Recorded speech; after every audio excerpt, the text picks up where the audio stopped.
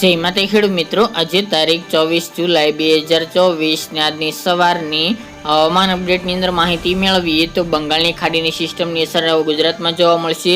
આજે કયા કયા વિસ્તારની અંદર ભારેથી અતિ ભારે વરસાદનું અનુમાન છે તેની સંપૂર્ણ માહિતી મેળવીશું. આ સાથે જ ઉત્તર મધ્ય પૂર્વ સહિતના ભાગોની અંદર આજે વરસાદની તીવ્રતામાં વધારો થઈ શકે છે તો તેની પણ અપડેટ મેળવીશું. આજે દિવસ દરમિયાન કયા કયા વિસ્તારની અંદર હળવા ભારે મધ્યમ વરસાદ નોંધાશે તેની સંપૂર્ણ માહિતી મેળવીશું.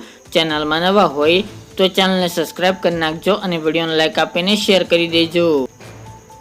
હવે ધીરે ધીરે બંગાળની ખાડીની સિસ્ટમ ગુજરાત તરફ આગળ વધી રહી છે. એવામાં જે સાયક્લોનિક સર્ક્યુલેશન સૌરાષ્ટ્ર અને કચ્છ ઉપર સક્રિય તો તે હવે પાકિસ્તાન તરફ દિશા ગતિ કરી રહ્યું છે, જેના કારણે હવે સૌરાષ્ટ્રના અન્ય ભાગોની અંદરથી હવે વરસાદની તીવ્રતામાં ઘટાડો થશે, પરંતુ વરસાદ બંધ થાય તેવી શક્યતા ઓછી જોવા મળી રહી છે. વરાપની હાલ તો કોઈ શક્યતા જણાઈ રહી નથી, પરંતુ આ સિસ્ટમની હજુ અસર પશ્ચિમ સૌરાષ્ટ્રની અંદર, જેમાં જામનગર, ખંભાળિયા, દ્વારકા, કલ્યાણપુર, મોરબીના અમુક ભાગો, કાલાવડ, એ તમામ ભાગો, રાજકોટના એકાદ બે વિસ્તાર અને જૂનાગઢના એકાદ બે વિસ્તારની અંદર હજુ આજે પણ ભારે વરસાદ યથાવત જોવા મળે છે. તે ઉપરાંત કચ્છની વાત કરીએ તો નખત્રાણા, રાપર, માંડવી એ વિસ્તાર, નલિયા, ભુજ, અડેસર, લોધરાની, ધોળાવીરા, ખાવડા, મચસ, કચ્છ આ તમામ ભાગોની અંદર આજે દિવસ દરમિયાન જો ભારેથી અતિ ભારે વરસાદ નોંધાઈ શકે છે, કારણ કે સિસ્ટમની અસર અત્યારે ત્યાં જોવા મળી શકે છે. એટલે દિવસ દરમિયાન કચ્છના વિસ્તારોમાં ભારેથી અતિ ભારે વરસાદનું અનુમાન રહેલું છે.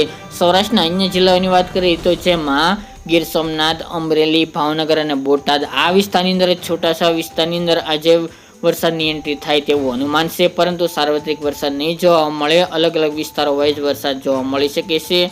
સૌરાષ્ટ્રમાં અન્ય ભાગો જેમાં બોટાદ અને સુરેન્દ્રનગરમાં હવે ધીરે ધીરે વરસાદની એન્ટ્રી જોવા મળે તેવી શક્યતા છે. ગઈકાલના રોજમાં સ્થાન આજુબાજુ, ચૂડા આજુબાજુ વરસાદી ઝાપટા જોવા મળ્યા હતા. દક્ષિણની વાત કરવામાં આવે તો આજે દિવસ દરમિયાન દક્ષિણમાં જોર ગઈ રાત્રિથી વધી ગયું છે, એટલે દક્ષિણની અંદર સુરત, વલસાડ, નવસારી, ભરૂચ, અંકલેશ્વર, વડોદરા સુધીના ભાગો, ભરૂચ, નર્મદા, છોટાઉદેપુર સહિતના ભાગોની અંદર આજે મધ્યમ ભારે વરસાદનું અનુમાન રહેલું છે. તે ઉપરાંત દાહોદ, ગોધરા, છોટાઉદેપુર, અમદાવાદ, ગાંધીનગર, ખેડામાં પણ આજથી વરસાદની માત્રામાં ધીરે ધીરે વધારો થતો જોવા મળશે. જે વિસ્તારમાં જોવા મળ્યો તેમજ જે વિસ્તારો બાકી છે તેમાં હવે ધીરે ધીરે કવર કરે તેવી શક્યતા છે અને વાતાવરણ હવે ધીરે ધીરે સુધરે, એટલે કે વાદળછાયું વાતાવરણ વરસાદરૂપી થાય તેવી શક્યતા રહેલી છે. ઉત્તરની વાત કરીએ તો ઉત્તર પૂર્વના અન્ય વિસ્તાર જેમાં અરવલ્લી, મહીસાગર અને પંચમહાલ જિલ્લામાં પણ આજથી વરસાદની ગતિવિધિમાં વધારો થશે. ઉત્તરના ભાગો જેમાં પાટણ, મહેસાણા જેવા ભાગોની અંદર ગઈકાલના રોજમાં વરસાદની એન્ટ્રી થઈ ચૂકી છે. હવે ધીરે ધીરે વરસાદમાં વધારો થાય અને વિસ્તારમાં વધારો થાય અને અન્ય વિસ્તારો કવર કરે તેવું અનુમાન રહેલું છે. આજે ખાસ કરીને સાબરકાંઠા, બનાસકાંઠા, દક્ષિણના ભાગો, બોર્ડરના વિસ્તારો અને મહેસાણા જિલ્લાની અંદર ભારે વરસાદ અમુક વિસ્તારની અંદર જોવા મળે તેવી શક્યતા રહેલી છે. તો સિસ્ટમ જેમ જેમ ગુજરાત નજીક આવશે તેમ તેમ વરસાદની માત્રામાં વધારો થતો જોવા મળી શકે છે. સૌરાષ્ટ્રમાં જે સિસ્ટમ હતી તે આગળ જતી રહી છે, જેના કારણે સૌરાષ્ટ્રમાં ગતિવિધિ ધીમી પડે કે અતિ ભારે વરસાદનું હાલ અપડેટ જણાતું નથી, પરંતુ હવે સિસ્ટમ જેમ નજીક આવશે તેમ અન્ય માહિતી તમારા સુધી પહોંચાડતા જઈશું. આગામી દિવસોની વાત કરવામાં આવે તો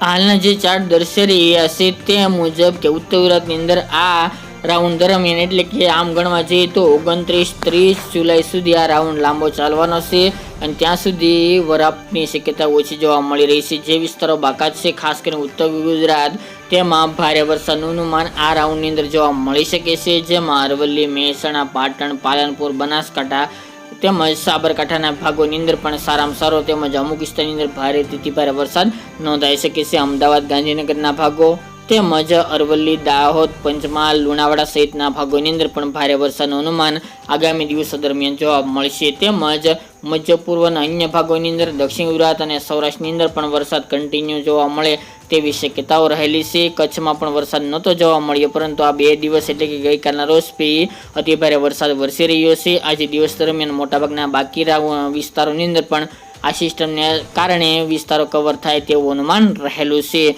સૌરાષ્ટ્રના જે વિસ્તારો બાકી છે તેમાં આગામી એટલે કે 29 તારીખ સુધી આ રાઉન્ડ ચાલવાનો છે, એટલે તમામ વિસ્તારોનો વારો આ રાઉન્ડની અંદર જોવા મળે તેવી શક્યતા રહેલી છે. અમુક વિસ્તારો ત્યાં પણ બાકી રહી ગયા હશે, પરંતુ મૂંઝાવાની જરૂર નથી.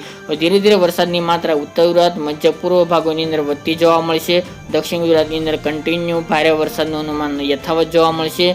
સૌરાષ્ટ્રની અંદર માત્રા ઘટી શકે છે, પરંતુ આજે વહેલી સવારથી ફરી માત્રામાં વધારો થાય. પૂર્વના ભાગોની અંદર, દક્ષિણના ભાગોની અંદર અને પશ્ચિમ સૌરાષ્ટ્રની અંદર વરસાદી માહોલ યથાવત જોવા મળે તેવી શક્યતા રહેલી છે. આગામી એટલે કે 25 તારીખની વાત કરીએ તો સૌરાષ્ટ્ર અને દક્ષિણ ગુજરાતની અંદર સેમ ટુ સેમ વરસાદી માહોલની પેટર્ન એ મુજબ રહેશે. તેમજ વિસ્તારોમાં તેમજ માત્રામાં ઘટાડો થઈ શકે છે. ઉત્તર ગુજરાત, મધ્ય પૂર્વમાં 25 તારીખ દરમિયાન જોર વધે તેવી સંભાવના છે અને વિસ્તારો પણ વધી શકે છે. તો મિત્રો, આ રીતે વરસાદી રાઉન્ડ આગામી 30 તારીખ સુધી ચાલવાનો છે, એટલે કોઈ હાલ ચિંતા કરવાની જરૂર નથી. અને જે વિસ્તારમાં વરાપ જોવા મળે તે વિસ્તારના ખેતી કામ પૂર્ણ કરી લેવા, કારણ કે એક દિવસ વરસાદ હશે તો એક દિવસ વરસાદ ફરી પાછો નહીં હોય. એવી રીતે કન્ટિન્યુ વરસાદી રાઉન્ડ જોવા મળી શકે છે. હાલ વરસાદમાંથી રજા રહે તેવી શક્યતા ઓછી જોવા મળી રહી છે. તો મિત્રો, આ તેજની વહેલી સવારની અપડેટ. ફરી એક નવા વિડીયો સાથે મળીશું.